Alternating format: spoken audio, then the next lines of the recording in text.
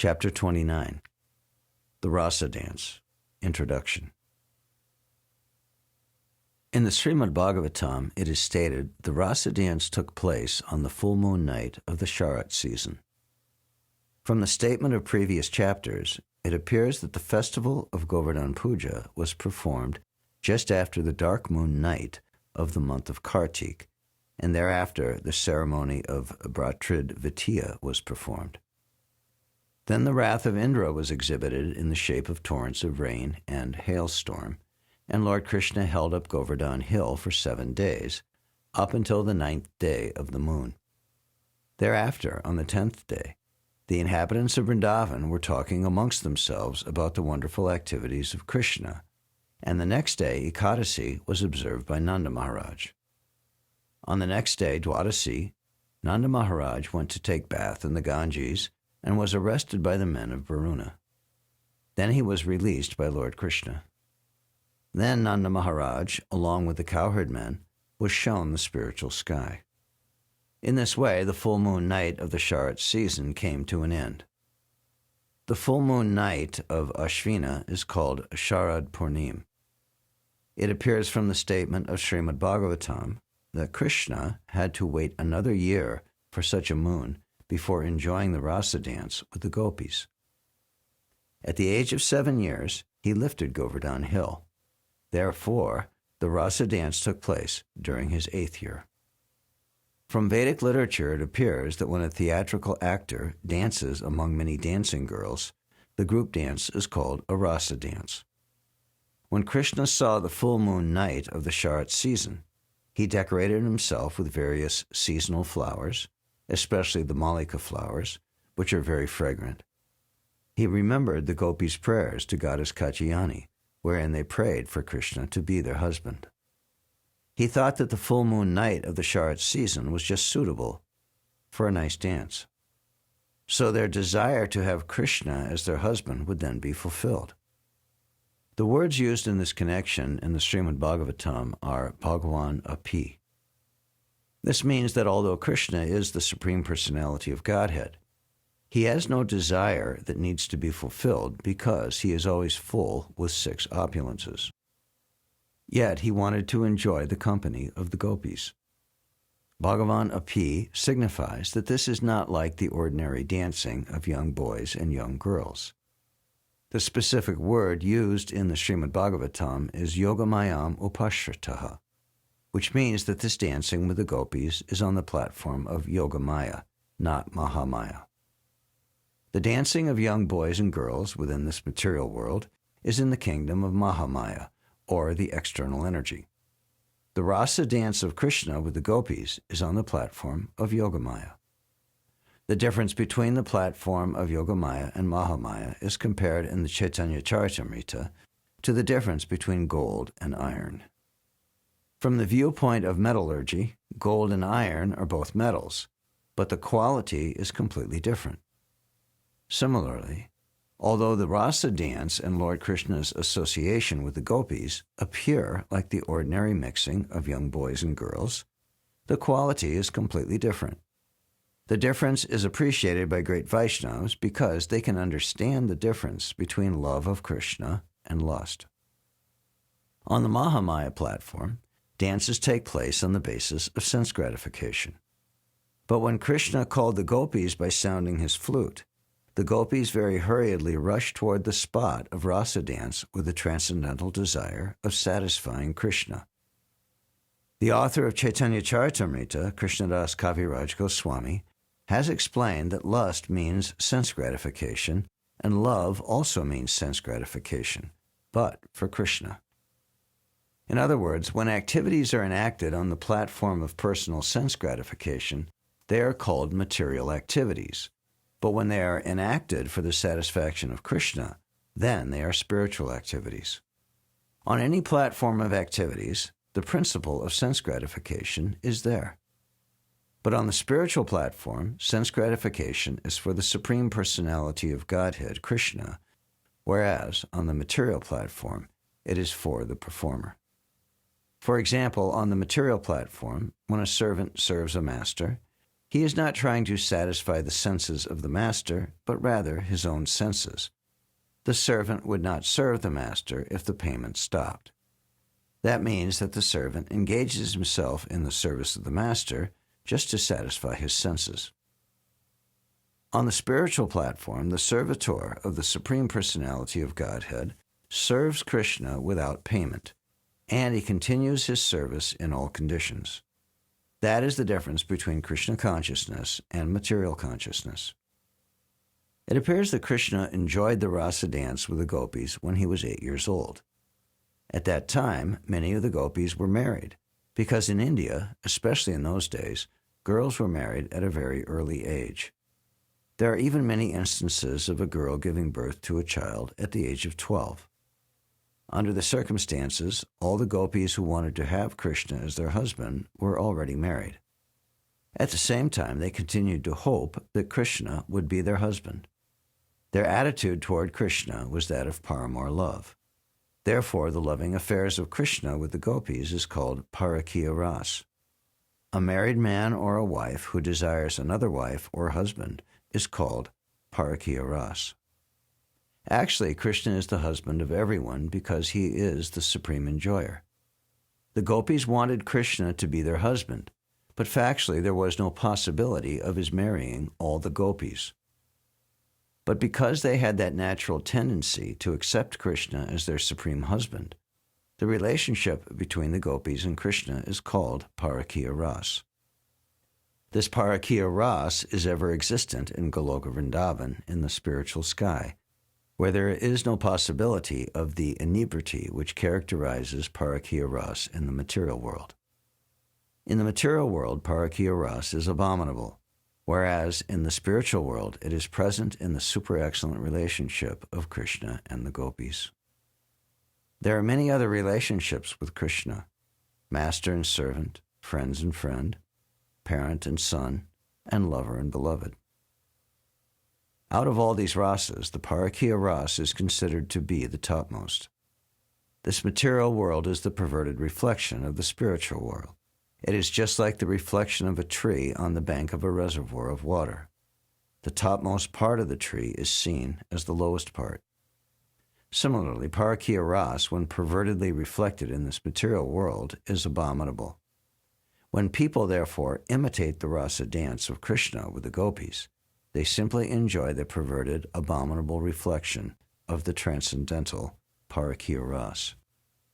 There is no possibility of enjoying this transcendental parakiya ras within the material world. It is stated in Srimad Bhagavatam that one should not imitate this parakiya ras even in dream or imagination. Those who do so drink the most deadly poison. When Krishna, the supreme enjoyer, desired to enjoy the company of the gopis on that full moon night of the Sharat season, exactly at that very moment, the moon, the lord of the stars, appeared in the sky, displaying its most beautiful features. The full moon night of the Sharat season is the most beautiful night in the year. In India, there is a great monument called Taj Mahal in Agra, a city in the Uttar Pradesh province, and the tomb is made of first-class marble stone. During the night of the full moon of the Sharat season, many foreigners go to see the beautiful reflections of the moon on the tomb. Thus, this full moon night is celebrated even today for its beauty. When the full moon rose in the east, it tinged everything with a reddish color. With the rising of the moon, the whole sky appeared smeared by red kumkum. When a husband, long separated from his wife, returns home, he decorates the face of his wife with red kumkum. This long-expected moonrise of the Sharat season was thus smearing the eastern sky. The appearance of the moon increased Krishna's desire to dance with the gopis. The forests were filled with fragrant flowers. The atmosphere was cooling and festive. When Lord Krishna began to blow his flute, the gopis all over Vrindavan became enchanted. Their attraction to the vibration of the flute increased 1,000 times due to the rising full moon, the red horizon, the calm and cool atmosphere, and the blossoming flowers. All these gopis were by nature very much attracted to Krishna's beauty, and when they heard the vibration of his flute, they became apparently lustful to satisfy the senses of Krishna. Immediately upon hearing the vibration of the flute, they all left their respective engagements and proceeded to the spot where Krishna was standing. While they ran very swiftly, all their earrings swung back and forth. They all rushed toward the place known as Vamshivat. Some of them were engaged in milking cows, but they left their milking business half finished and immediately went to Krishna. One of them had just collected milk and put it in a milk pan on the oven to boil, but she did not care whether the milk overboiled and spilled. She immediately left to go see Krishna. Some of them were breastfeeding their small babies, and some were engaged in distributing food to the members of their families.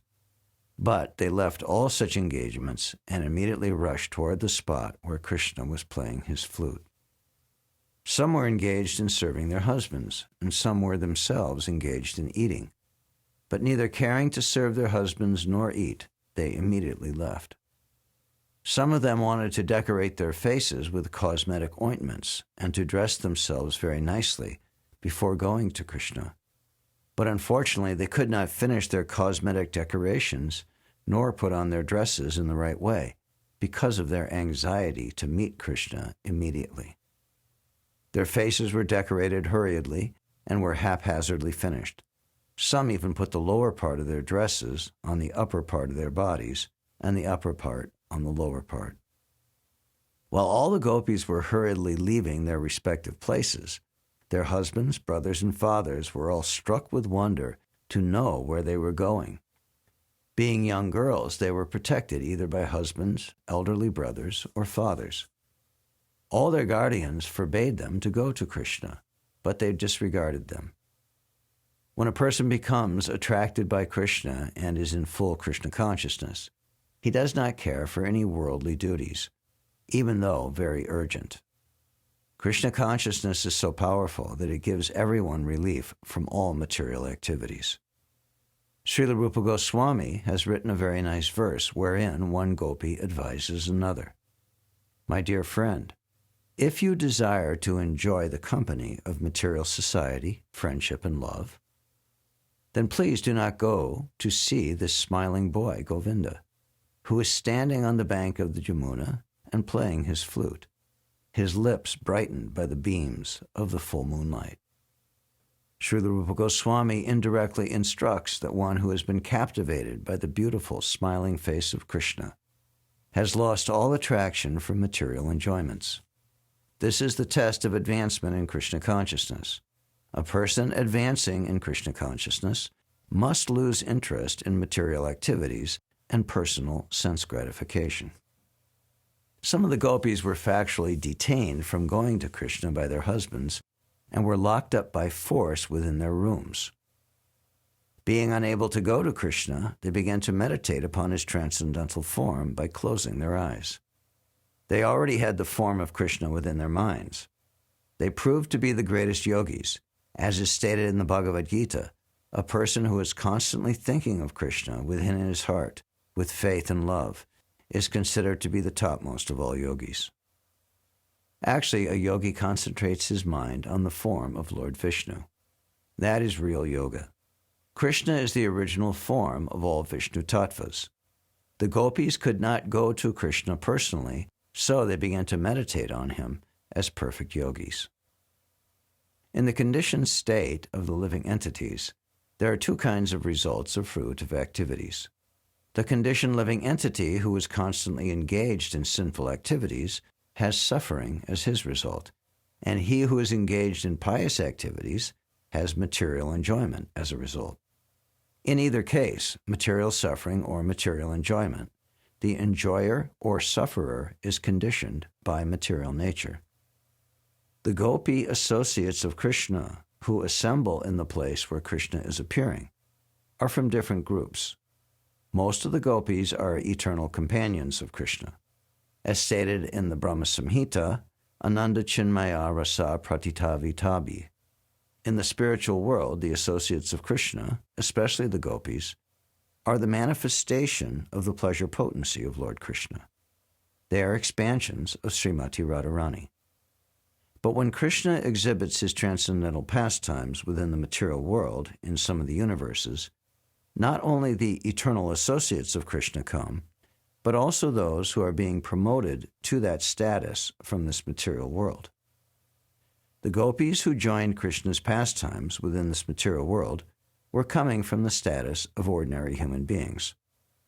If they had been bound by fruitive action, they were fully freed from the reaction of karma by constant meditation on Krishna. Their severe, painful yearnings caused by their not being able to see Krishna freed them from all sinful reactions, and their ecstasy of transcendental love for Krishna in his absence was transcendental to all their reactions of material, pious activities. The conditioned soul is subjected to birth and death, either by pious or sinful activities. But the gopis who began to meditate on Krishna transcended both positions and became purified and thus elevated to the status of the gopis already expanded by his pleasure potency. All the gopis who concentrated their minds on Krishna in the spirit of paramour love became fully uncontaminated from all the fruitive reactions of material nature. And some of them immediately gave up their material bodies developed under the three modes of material nature. Maharaj Parikshit heard Shukadeva Goswami explain the situation of the gopis who assembled with Krishna in the rasa dance. When he heard that some of the gopis, simply by concentrating on Krishna as their paramour, became freed from all contamination of material birth and death, he said, "The gopis did not know that Krishna is the Supreme Personality of Godhead. They accepted him as a beautiful boy and considered him to be their paramour. So how was it possible for them to get freed from the material condition just by thinking of a paramour?" One should consider here that Krishna and ordinary living beings are qualitatively one. The ordinary living beings, being part and parcel of Krishna, are also Brahman, but Krishna is the supreme, Para-Brahman.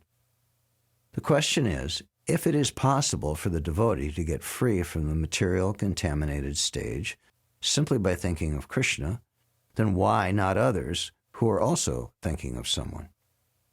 If one is thinking of a husband or son, or if anyone at all is thinking of another living entity, since all living entities are also Brahman, then why are they not all freed from the contaminated stage of material nature?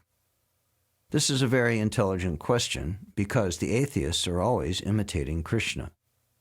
In these days of Kali Yuga, there are many rascals who think themselves to be as great as Krishna and who cheat people into believing that thinking of them is as good as thinking of Lord Krishna.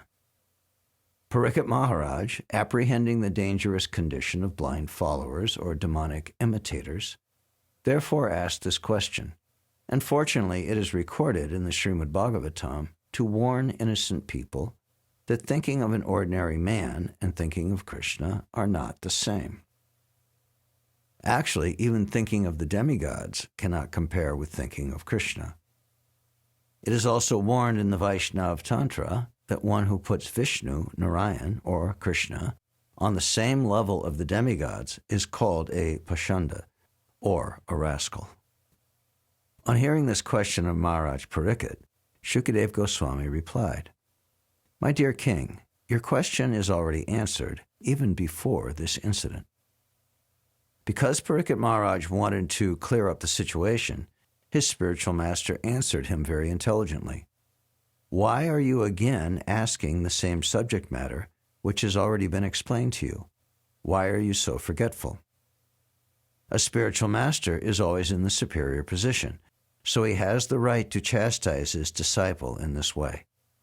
Shukadeva Goswami knew that Parikshit Maharaj asked the question not for his own understanding, but as a warning to the future innocent people who might think others to be equal to Krishna. Shukadeva Goswami then reminded Parikshit Maharaj about the salvation of Shishupal. Shishupal was always envious of Krishna, and because of his envy, Krishna killed him. Since Krishna is the Supreme Personality of Godhead, Shishupal gained salvation simply by seeing him. If an envious person can get salvation simply by concentrating his mind on Krishna, then what to speak of the gopis who are so dear to Krishna and always thinking of him in love? There must be some difference between the enemies and the friends. If Krishna's enemies could get freed from material contamination and become one with the Supreme, then certainly his dear friends like the gopis are freed and with him. Besides that, in the Bhagavad Gita, Krishna is called Hrishikesh. Shukadeva Goswami also said that Krishna is Rishikesh, the supersoul, whereas an ordinary man is a conditioned soul covered by the material body. Krishna and Krishna's body are the same because he is Rishikesh. Any person making a distinction between Krishna and Krishna's body is fool number one. Krishna is Rishikesh and Adhoksaja. These two particular words have been used by Parikshit Maharaj in this instance. Rishikesh is the supersoul, and Adhoksaja is the Supreme Personality of Godhead, transcendental to the material nature.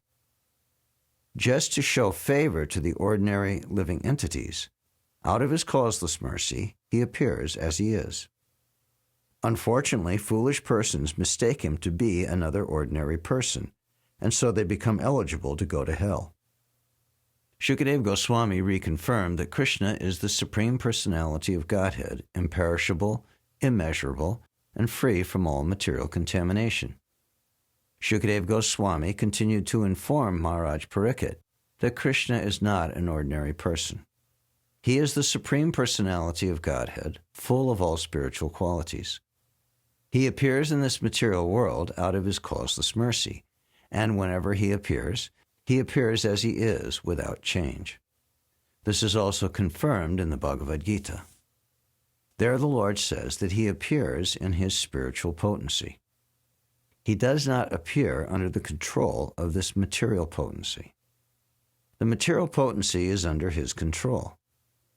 In the Bhagavad Gita, it is stated that the material potency is working under his superintendence. It is also confirmed in the Brahma Samhita that the material potency known as Durga is acting just as a shadow which moves with the movement of the substance. The conclusion is that if one somehow or other becomes attached to Krishna or attracted to him, either because of his beauty, quality, opulence, fame, strength, renunciation, or knowledge, or even through lust, anger, or fear, or affection or friendship, then one's salvation and freedom from material contamination is assured. In the Bhagavad Gita, 18th chapter, the Lord also states that one who is engaged in preaching Krishna consciousness is very dear to him. A preacher has to face many difficulties in his struggle to preach pure Krishna consciousness. Sometimes he has to suffer bodily injuries, and sometimes he has to meet death also. All this is taken as a great austerity on behalf of Krishna. Krishna therefore has said that such a preacher is very, very dear to him. If Krishna's enemies can expect salvation simply by concentrating their minds on him, then what to speak of persons who are so dear to Krishna? The conclusion should be that the salvation of those who are engaged in preaching Krishna consciousness in the world is guaranteed in all circumstances. But such preachers never care for salvation because factually, one who is engaged in Krishna consciousness, devotional service, has already achieved salvation. Shukadeva Goswami therefore assured King Parikshit that he should always rest assured that one attracted by Krishna attains liberation from material bondage, because Krishna is the transcendental master of all mystic power. When all the gopis assembled, as described, before Krishna, he began to speak to them, welcoming them as well as discouraging them by word jugglery. Krishna is the supreme speaker. He is the speaker of the Bhagavad Gita. He can speak on the highest elevated subjects of philosophy, politics, economics, everything.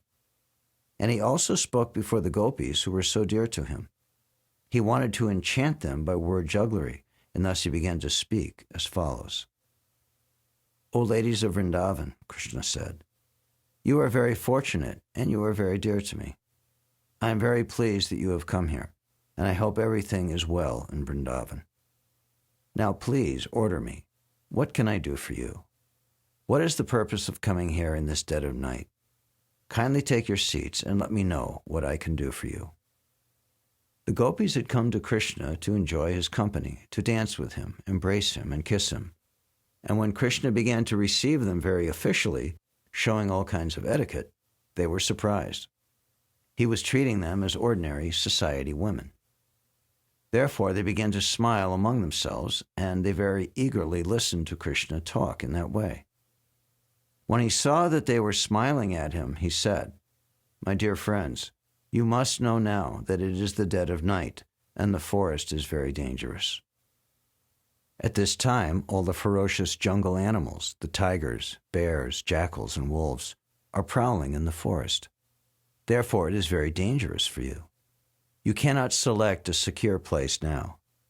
Everywhere you go, you will find that all these animals are loitering to find their prey. I think, therefore, that you are taking a great risk in coming here in the dead of night. Please turn back immediately, without delay." When he saw that they continued to smile, he said, "I very much appreciate your bodily features. All of you have nice, very thin waists. All of the gopis there were exquisitely beautiful. They are described by the word sumadhyama. The standard of beauty of a woman is said to be sumadhyama when the middle portion of the body is slender." Krishna wanted to impress on them that they were not old enough to take care of themselves. Actually, they required protection. It was not very wise for them to come in the dead of night to Krishna. Krishna also indicated that he was young and that they were young girls. It does not look very well for young girls and boys to remain together in the dead of night. After hearing this advice, the gopis did not seem very happy. Therefore, Krishna began to stress the point in a different way.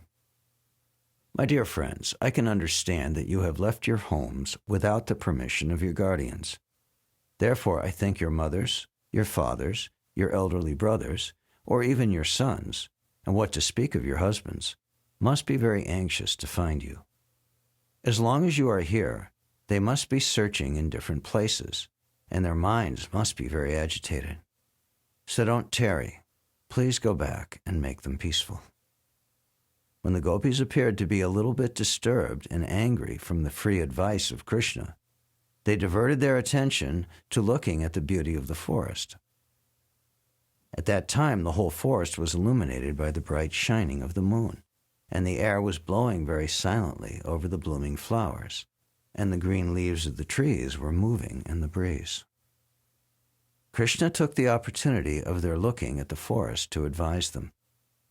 "I think you have come out to see the beautiful Vrindavan forest on this night," he said, "but you must now be satisfied. So return to your homes without delay.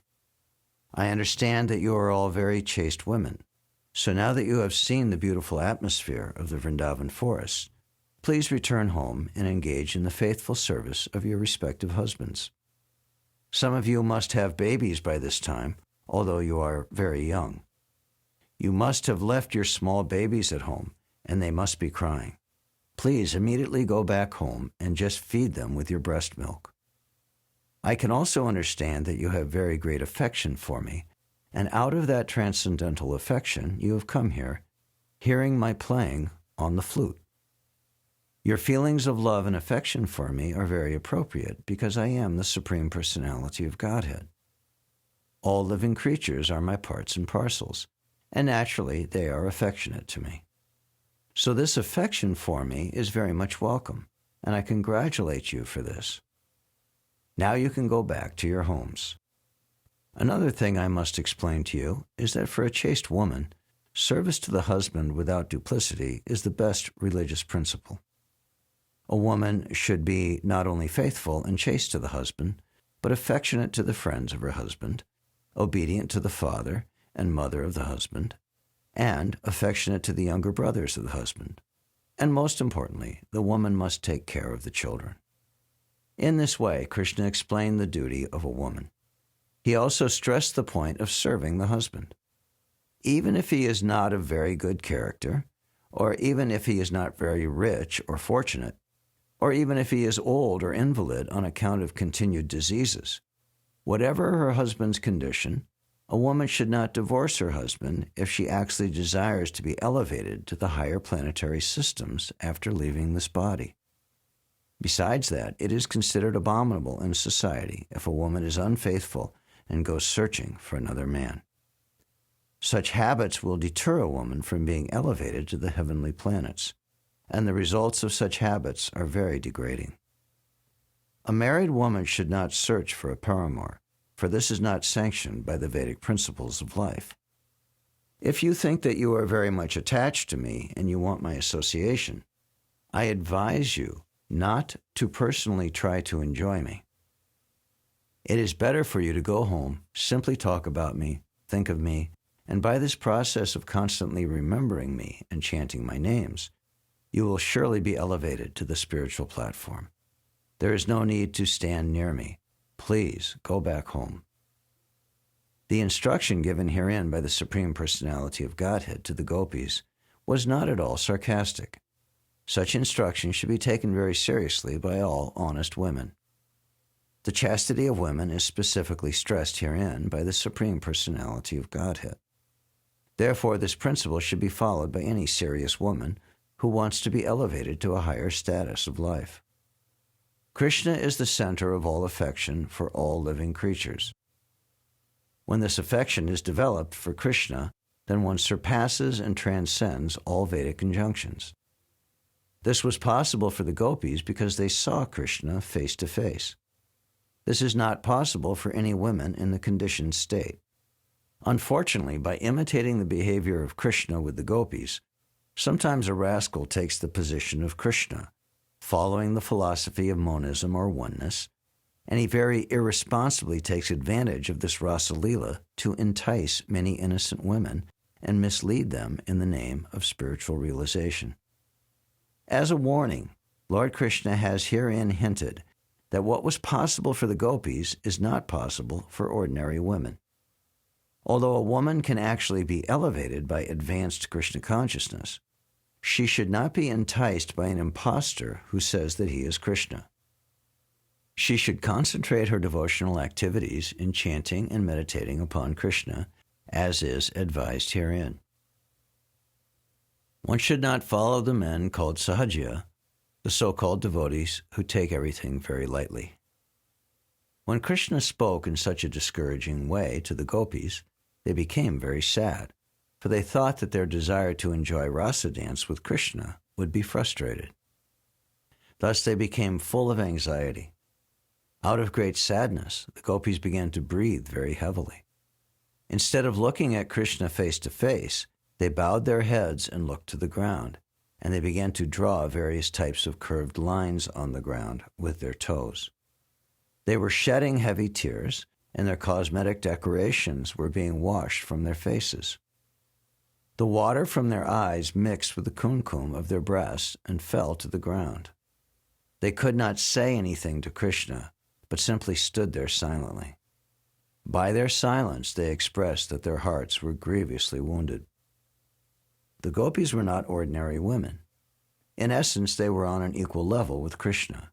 They are his eternal associates. As it is confirmed in the Brahma Samhita, they are expansions of the pleasure potency of Krishna, and as his potency, they are non-different from him. Although they were depressed by the words of Krishna, they did not like to use harsh words against him. Yet they wanted to rebuke Krishna for his unkind words, and therefore they began to speak in faltering voices. They did not like to use harsh words against Krishna because he was their dearmost, their heart and soul. The gopis had only Krishna within their hearts. They were completely surrendered and dedicated souls. Naturally, when they heard such unkind words, they tried to reply, but in the attempt, torrents of tears fell from their eyes. Finally, they managed to speak. Krishna, they said, you are very cruel. You should not talk like that. We are full-fledged surrendered souls. Please accept us and don't talk in that cruel way. Of course, you are the Supreme Personality of Godhead, and you can do whatever you like, but it is not worthy of your position to treat us in such a cruel way. We have come to you, leaving everything behind, just to take shelter of your lotus feet. We know that you are completely independent and can do whatever you like, but we request you, don't reject us. We are your devotees. You should accept us as Lord Narayan accepts his devotees. There are many devotees of Lord Narayan who worship him for salvation, and he awards them salvation. Similarly, how can you reject us when we have no other shelter than your lotus feet? O dear Krishna, they continued, you are the supreme instructor. There is no doubt about it. Your instructions to the women to be faithful to their husbands and to be merciful to their children, to take care of homely affairs, and to be obedient to the elderly members of the family are surely just according to the tenets of Shastras. But we know also that all these instructions of the Shastras may be observed perfectly by keeping oneself under the protection of your lotus feet. Our husbands, friends, family members, and children are all dear and pleasing to us only because of your presence, for you are the supersoul of all living creatures. Without your presence, one is worthless. When you leave the body immediately dies, and according to the injunction of the Shastra, a dead body must be immediately thrown in a river or burned. Therefore, ultimately, you are the dearmost personality in this world. By placing our faith and love in your personality, there is no chance of our being bereft of husband, friends, sons, or daughters. If a woman accepts you as the supreme husband, then she will never be bereft of her husband, as in the bodily concept of life. If we accept you as our ultimate husband, then there is no question of being separated, divorced, or widowed. You are the eternal husband, eternal son, eternal friend, and eternal master. And one who enters into a relationship with you is eternally happy. Since you are the teacher of all religious principles, your lotus feet first have to be worshipped. Accordingly, the Shastras state, Acharya Upasana, the worship of your lotus feet is the first principle. Besides that, as stated in the Bhagavad Gita, you are the only enjoyer, you are the only proprietor, and you are the only friend. As such, we have come to you, leaving aside all so-called friends, society, and love, and now you have become our enjoyer. Let us be everlastingly enjoyed by you. Be our proprietor, for that is your natural claim, and be our supreme friend, for you are naturally so. Let us thus embrace you as the supreme beloved. Then the gopis told the lotus-eyed Krishna, please do not discourage our long-cherished desires to have you as our husband.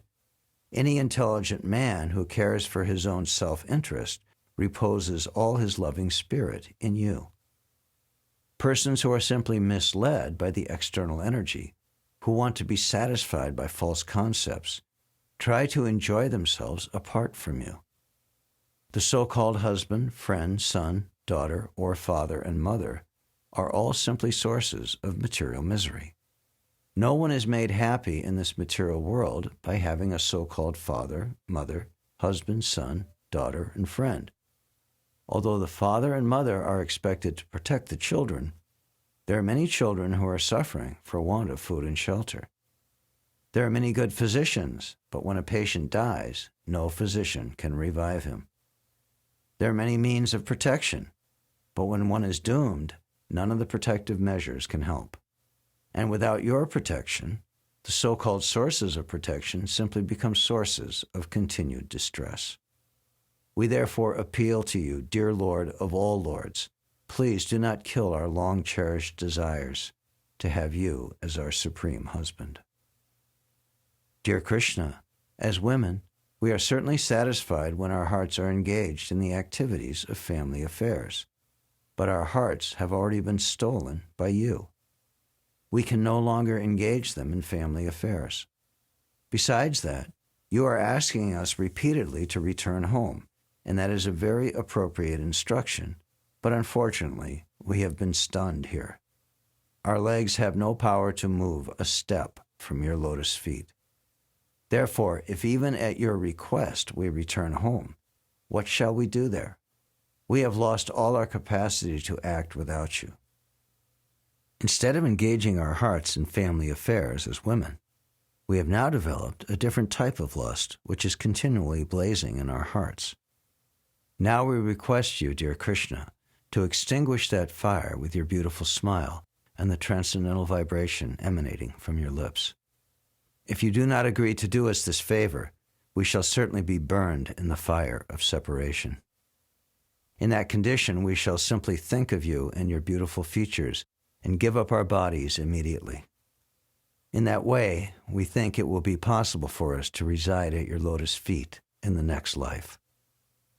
Dear Krishna, if you say that if we go home, our respective husbands will satisfy the lusty flame of our desire, we can only say that that is no longer possible.